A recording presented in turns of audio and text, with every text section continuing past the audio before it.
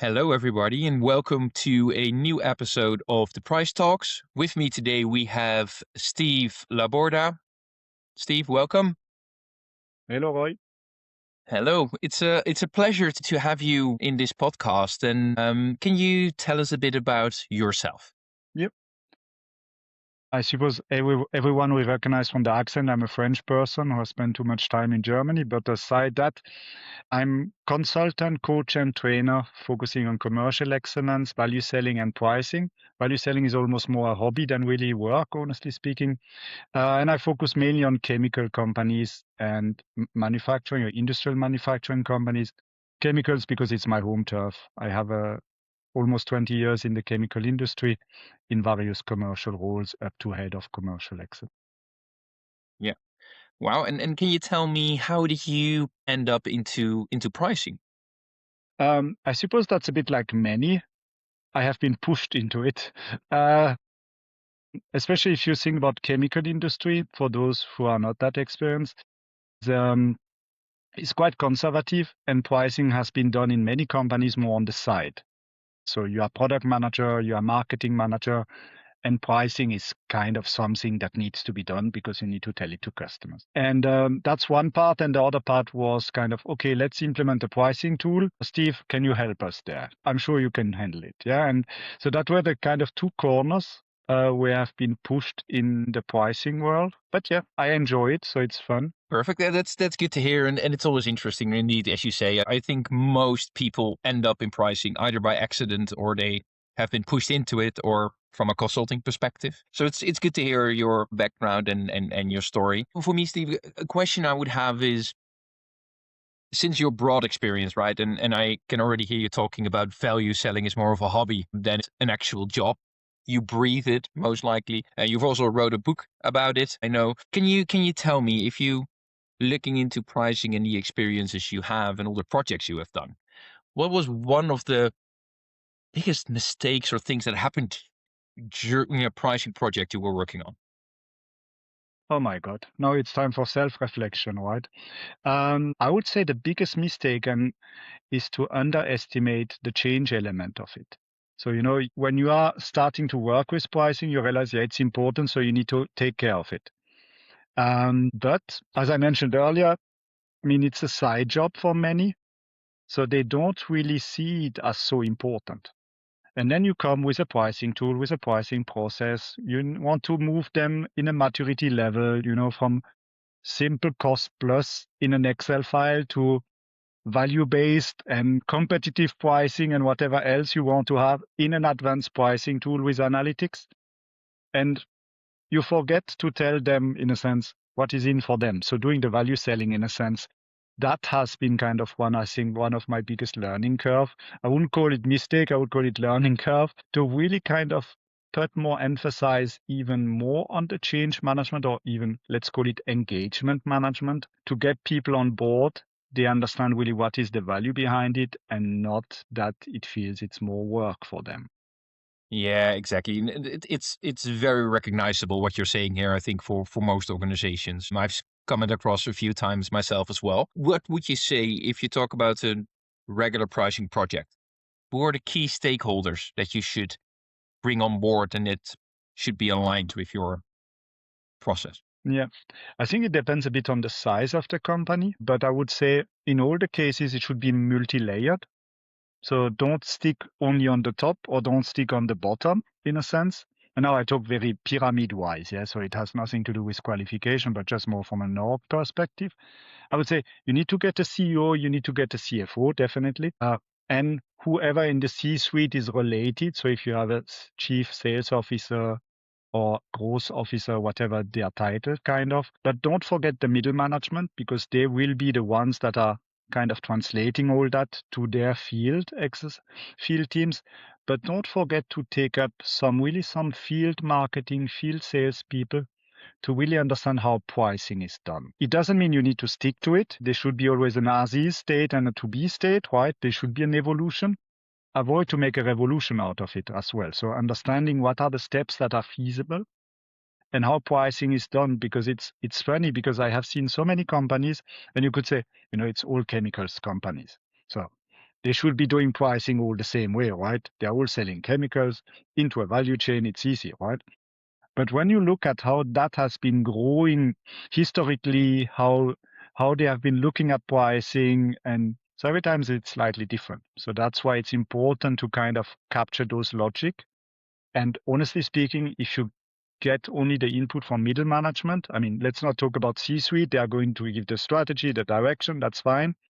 But middle management, even they have typically a distorted view on how it is really done. Yeah. So it's good to have also some champions and some ambassadors or key users, whatever you want to call it, that are providing some input on the real world, how it is done. Yeah, I fully agree. I think even it's the best feedback you can get out of the market because they are interacting on a daily level with your customers, right? So they know how the customer is perceiving your product. They know where they push back on and what they do accept. It's fully agree. It's extremely important. And also from a change management perspective, right?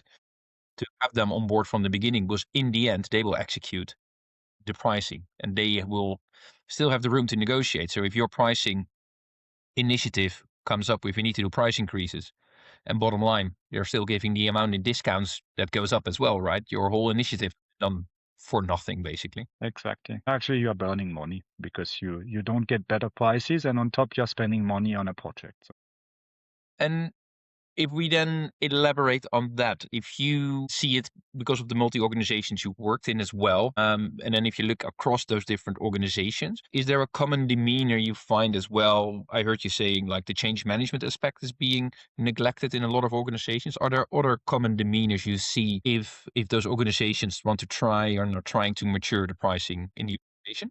I think there are two dimensions, and one is they want to grow the maturity, so that's great in a sense, but often it's becoming unrealistic. So it's like, if you think about a scale like the typical 1 to 5 maturity, where you start with cost plus, very artisanal kind of pricing in Excel sheets, up to full-fledged adapting the pricing methods to the markets and, having the value-based approach as well and competitive pricing and the analytics and even AI and everything. I mean, many companies now try to go from this 1 to 5 in one step. And that is typically wishful thinking because the organization is not capable of doing that. Yeah, because they need, even you think it's just, they need to move 5 steps. No, they need to live through those steps. Yeah, it's really, I mean, you can jump 1 step maybe, but not 3 or 4. That is the tricky part. So you need to have that learning kind of like walking or crawling, walking, running, right? It's the same. You can't ask a baby to jump from not from just lying around and to running. Yeah, it doesn't work. Yeah, it's the same thing with an organization. And linked to that, in a sense, is that many C-suites, they believe you just plug a tool and magic will happen. Yeah. And of course, you do a tool with value-based pricing. That's even the biggest magic that many companies believe. You just do value-based pricing on everything, and you have a tool that does everything. And that's the bad news actually to many C-suite is, and I never know who quoted, but there's a person who quoted, a fool with a tool is still a fool. Yeah. The worst thing is that actually it amplifies even what you see because data issue, data quality. I mean, the first question is, do you have a process? Is it mapped? And then it starts there. No mapping, no role and responsibility. And so all this is kind of uncovered by the tool project, but it's not helping in a sense. So I think that's what I see most. So kind of this combination of change management, the tool as one silver bullet and value-based pricing as another silver. Yeah.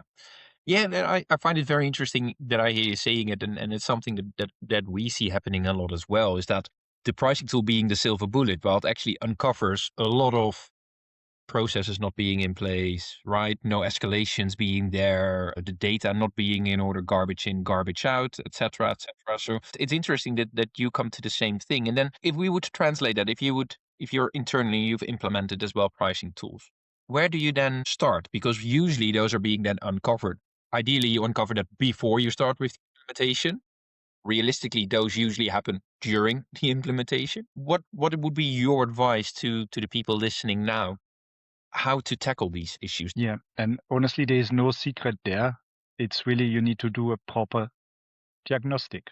So it really just to have a simple, it starts with a simple checklist to have kind of, do we have the role and responsibilities clear and documented? Because I think that's the other part. Clear, many says yes, but then you ask, where is it? We don't have it. Then you say, okay, let's draw it, like the process. And then you get a discussion which should be done, if it's all clear, in 30 minutes. And after 4 hours, you are still talking about it to find another slot, right? So I think that's really the checklist is a good starting point. Of course, you can do an external audit in a sense. It sounds like heavy now, but having an external consultant bringing the best practices and kind of making a sanity check versus the maturity that you have as an organization can help. And typically very basic interviews as well, questionnaires or interviews, just to also understand where are they from a mindset point of view and where can you go from a maturity point of view as well. Because that also is also something that I see often. It's a bit the analogy to strategy and execution. The pricing guidance is more the strategic part and the sales is executing, right? And as you mentioned earlier as well, I mean, you can do fantastic pricing strategies, but if they just throw out discounts like hell on the sales side because they don't know better, it's not even about blaming. It's they're used to that. They don't know how to better defend prices. And I mean, in those times with the pricing pressure that we have, I think it's essential to have that. But that happens, and that means also you need to understand where do you need to leverage. So is it really the price guidance, or is it more the price setting up the customer? Yeah, so the execution part, or is it more the analytics? So also understanding where do you start? Because if you come with the sledgehammer, end-to-end pricing, full-fledged process with a low maturity organization, you are overwhelming them. And it takes time. So that's the other part, thinking about having some quick wins into a project, because even you are agile, a pricing project takes 2 to 3 years if you have a larger organization. Yeah, I fully agree with that one. Actually, I want to jump in on that one because I know a lot of our listeners probably are like, yes, we want to start implementing a pricing tool because we probably have an Excel-based structure right now, or let's go with a cost-based with a discount structure. How can you advise our listeners how to build that business case? Where would you start, right? How do you build that case? If you're now listening and you're like, okay, pricing tool, yeah, sounds nice and lovely, and we want to make the next step in maturity. Which steps to take? Yeah. And there I would say do a value-based approach. So identify the needs and the pain points first. Identify the ones that are really relevant. Yeah, because there is a difference between wishful thinking, the Christmas wish list, and the real pain points. Yeah, so that also because that I see a lot in pricing projects. So it starts with real pain points and then comes all the whistles and everything. Yeah, so you need to make a trade-off there. But understanding that and then understanding what is the impact on the business and where does that impact again happen? Because the complexity reduction typically happens on the marketing or pricing or product manager side through the automation. On the sales side, it's typically ends up with a bit more work because suddenly they need to document prices. They have an approval workflow that goes back and forth. In my past, I have seen approval workflows work that way. I have communicated that price to the customer. Please approve. There's not much of approval, obviously, there, but that is kind of trying to understand for the different stakeholders what it means really. What are the pros and what are the cons? And then there are a few things that you can quantify, but also there, I would like to really address that point to the C-suites because I hear that every time. Quantify. How much is it going to bring us? Typically, pricing is part of a bigger project landscape, commercial excellence, supply chain, cost reduction, complexity reduction, whatever you want to call all these animals. Typically, they are all overlapping, right? Because there's customer segmentation, service levels, key account management, value selling, all the things. And they are all working at the end on towards the customers. So the impact is always the same, right? It's the price that is increased, and you can extract a bit more profit through cost reduction. If I oversimplify it, right? Or you get more volume. Yeah. So you can't count on the back of each of these projects the same improvements. So it's starting to become honestly a bit of philosophical discussion, obviously. But at the end, what and when I look back to all the projects that I have done, every of these projects delivers at least 1 to 5% increase Increase in margin. in margin. Yeah, because even its top line, it dribbles down directly to the bottom line, right? Because it's just on prices. Yeah, you would say, oh, it's only 1 to 5%. In average, that's what it provides. Some businesses will provide you 10 to 15, others very marginal. It depends on the market and everything. If you take, so for every C-suite, just take your turnover, take 1%, take 5%. If you're a multi-billion company, it's already worth it. And I have seen it so many times because even when I think about some companies struggling, should we hire a pricing manager? And it's so fun to have that discussion because that person costs what, 200,000 euro a year, plus minus, depending on the level. I mean, they are typically providing the first year already, what, 5 times that number, 10 times that number.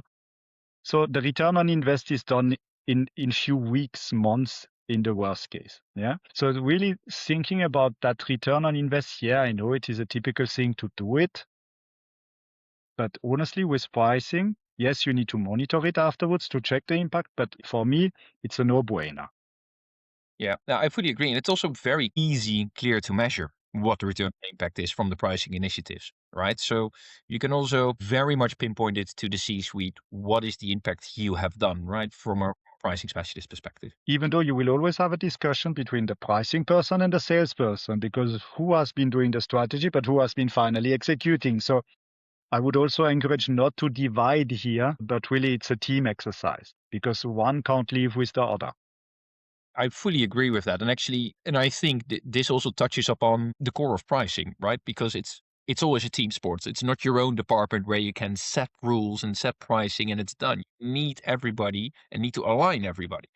From marketing to product to sales to finance, you need everybody. So yeah, that's actually good to hear. And as you say as well, if you're struggling, have a look into hiring a pricing manager because I do think there is a lot to gain from. Because would you also say in today's market with all the possibilities there are, looking at the different pricing tools, looking at AI, we might discuss that even later on a bit in the podcast, but with all the tools there are and all the innovations that have happened, my personal opinion is that I see still so many organizations doing Excel-based pricing or maybe a cost-based plus through an ERP system.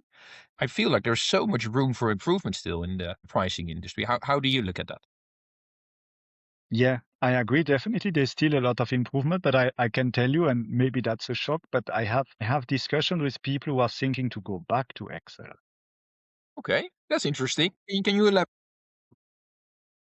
I'm not going to give names, obviously, but because the complexity of the products are so big that customizing the pricing tools in such a way that it works is such a pain that they prefer, in a sense, to have that trade-off of doing it in Excel and having that agility with the known risk and challenges, but still some are considering to go back. I was surprised as well, but I can understand the rationales. But having said that, that's, I would say, is a handful out of many others. I think many companies can benefit of pricing tools. But again, the pricing tool is only one piece of it. So the rest needs to be done. So the homework needs to be there. And it needs to be adapted also. And I think that's the tricky part in many places is a pricing tool is something that you should have for a longer term, but it might not be for all the time. So you need to stick it to the maturity that you have. And also just going to AI, let's do a first excursus on it. AI is still a black box for many. Or even when they are working with it, AI is providing guidance, recommendations, but still it's not the same anymore as when you do it in Excel, where you can follow clearly where it is coming from. So that part, so that means you need to have a certain intelligence as well behind it that you know, okay, to take decisions. So you can't bluntly just accept what AI is providing. So you need to provide guardrails and everything. So to have a system that is kind of safe or at least limiting risk. Because of course it sounds fantastic, dynamic pricing on the second, and but We heard already few stories with AI which didn't go really in the right direction. So that means also there you need an expert. And I think there the pricing manager is essential. 100%. I am a strong believer that you will always need somebody with the right expertise and knowledge in that place to make that judgment call. I think AI, specifically for pricing, it won't be able to be fully automated. And I also don't think you should want that, to be fair, because it's very dangerous to lose touch with your customers, right? And having that fully automated. What I do see, and I do think that is interesting, and especially for a pricing management perspective, is if you're in an organization, and specifically, for example, let's say you working from an Excel, there are now already quite a lot of AI tools that can help you analyze all those sheets of Excel documents way quicker, way easier to spot those trends and to be more dynamic. However, keep in mind that, of course, you need to have your guardrails in place and you need to be able to trust the outcome of the machine. So using a regular large language model, there is risk of hallucination, and you do not want to have that on cross of your financials, right? So you need to have the right backbone for that in order to make it trustworthy. And maybe to add, because I have heard that previously, please don't plug that in your free OpenAI, ChatGPT, please, or other AI tools. It needs to be in a proper, safe sandbox, yeah, where you are sure that the data are not feeding into the models externally. I just make a heads up because I heard that on pricing, but I heard that on IP as well. Oh, I can put the patent draft into the system and he tells me the gaps. And I said, oh, slowly.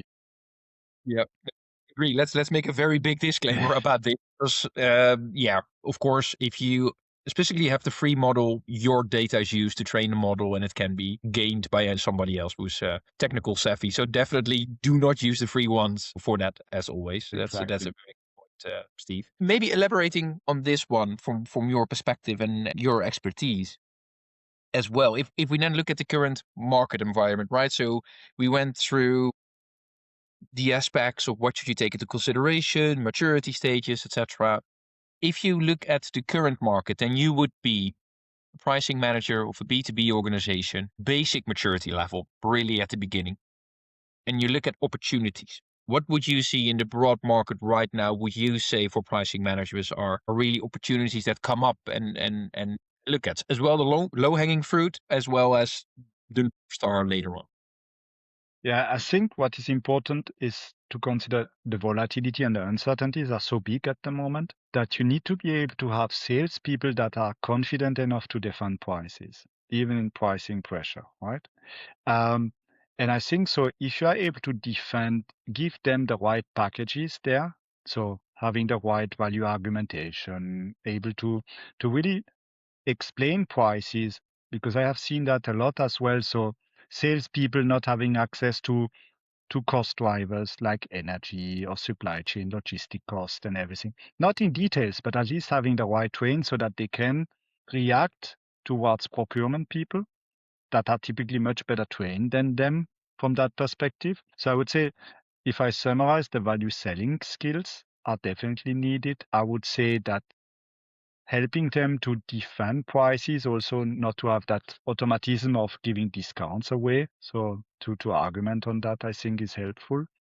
So that's more on the execution side. And then on the, let's say on the guidance or on the analytics side, I would say, do your homework, the housekeeping exercise. So very simple, check your prices versus the volumes that you are providing and things like that. So very simple stuff, because at the end, when I talk to companies, some of them are wishing, yeah, we have AI and we could kind of forecast or kind of, take the crystal ball set, we are in such uncertain time. Whatever model you look at, the deviation are like a truck is passing through it. So that is not the right kind of, yes, it will help you to find anomalies and things like that, but it will not help you to tell you how the prices should be in the next 6 months. Yeah, so you need to work on a step-by-step approach there, and you need to win the little battles that you can handle at the moment. And I think this also boils down again to if you would have very stable data, clean data from the last 3 years, there are models probably that would be able to filter out trend analysis, that would be able to out seasonality, cost or infrastructure changes or etc. Right. So it might have, but I think we've all seen it as well. with the Suez Channel being blocked, with ships being rerouted, if it is very volatile, when COVID hit, right? Those models prediction doesn't work at that point anymore because there's a new economical situation created, which then boils down again to have a pricing manager in place to make the right decisions at that point. But also at the same time, maybe you agree, maybe you disagree, but also I do think due to the volatile times right now, I think it's also important to be able to change your prices more often. I'm not talking about dynamic pricing and changing your prices every hour, 5 minutes, daily, monthly, but being able with the raw materials going up as quickly as they go now or going down as quickly as they can, that you don't have to wait for another 6 months before you can react, right? Yep, I fully agree. I would even add, I mean, the challenge that I see is that many try to control what is uncontrollable, so what you can't manage, the uncertainties. And they forget about the part that they can control. So everything what is process oriented, and you talked about it, so the speed, the velocity of changing prices, of adjusting pricing with customers. Yeah, this is essential. So I agree with you. So that part is clear. Um, but unfortunately, I see many companies who believe, yeah, it's anyway uncertain, so let's move in an agile, artistic way of doing pricing. Let's decide when we're there. And that doesn't work either. So you need to control what you can control, and the rest you need to minimize risks. So that's kind of how I would see it as well. But I have seen customers, where they want to change prices every 3 months, and it takes them 4 months to understand what is the price. So that doesn't work either. So there you need to have those tools that help you, Yeah. tools, processes, and everything to get you there, so that you can take those decisions as fast as needed. Yeah, and I also think a lot of that is in there. I agree with you as well. That has a lot to do with training your salespeople as well, so that they are able to understand the market dynamics, that they can respond to that they can override if need be, right? So you can sooner react to those changes. So yeah, as always, it's a combination of everything, of course. If you would have to state three things to focus upon, what would your three things be then in that scenario? I would say clear commercial and discount policy. I think that is essential. The ammunition packages for sales, which is then kind of linked to the last one, I would say, which is, or I would combine it. So I have a fourth one in brackets. So I would say ammunition package and value selling skills. Yeah, so to Yeah, defend. And the last one is control what you can control. So control the process, ensure that you have as little errors as possible in the process, in the speed of decision, that you have approval processes as well in place in case. perfect. Thank you for that, Steve. And I like the summary of that for listeners to have a look into. Just another question, and I think this is an important one as well. I think this is clearly happening from this podcast. Everybody can hear you are well versed into pricing and specifically into the chemical industry. And if our listeners are now hearing you talk and they feel like, okay, but I need to have a session with Steve, what are the things they can reach out to you for? What would be the best way to contact you, and what are the main areas of expertise I'd say they can reach out to you for? How to reach to me? It's easy either on my LinkedIn profile, you just enter and you find it. And even on the LinkedIn profile, you can directly book a slot. So you have my calendar directly. I think that's the two easiest one. Otherwise, you can reach out to me via email, which I'm sure we are going to drop at the bottom of the podcast. So that's the first question. From the expertise point of view, it can be very various. I can tell what I typically do, and then what I tell my customers is that's the full menu, and then we need to see where it fits. So it goes from the diagnostic, so really kind of, getting understanding what is the maturity, where are the pain points, and what could be the to be state in like few weeks, 6 months, 12 months. It can go but to the scope or to the development of the concept itself. So what does it mean? Including the roadmap and everything. It can be support in implementing a pricing tool, because as you described it at the beginning, typically the plan is to have a pricing tool, but then comes the the process, the role and responsibility, customer segmentation, the pricing logics, everything. So I can help there.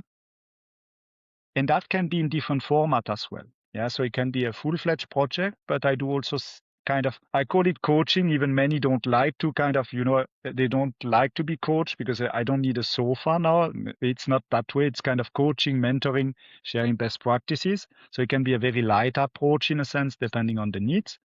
And then, of course, training as well, because that's part of it as well, supported with change management. So whatever is needed there.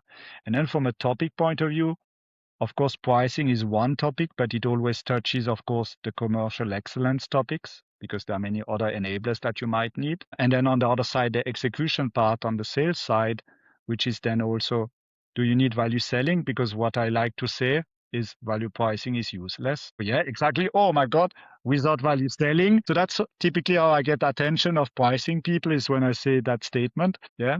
So it's like strategy and execution, right? Strategy alone is a nice piece of paper, but without execution, nothing happens. And value selling is the same thing, right? And I have seen it so many times now that the last 10 years, companies are doing value-based pricing out of an ivory tower, out of the headquarter, and then they throw it to sales with the posted good luck, and nothing happens. Yeah, without the proper training, they can't bring that message across, right? They need to have the ammunition, they need to have the training to be able to sell that product with And the so proper value. what I say is you need even to involve them in the development of the approach. So because they typically see much better what is the value for the customer than, let's say, just on a market perspective. Yeah. So that's kind of what I can offer.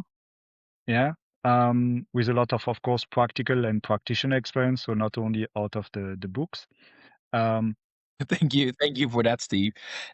For me, just right before we close, I would say I have one final question. If you have to drop one piece of advice, one wisdom thing to the listeners, what would it be? I would say keep it simple.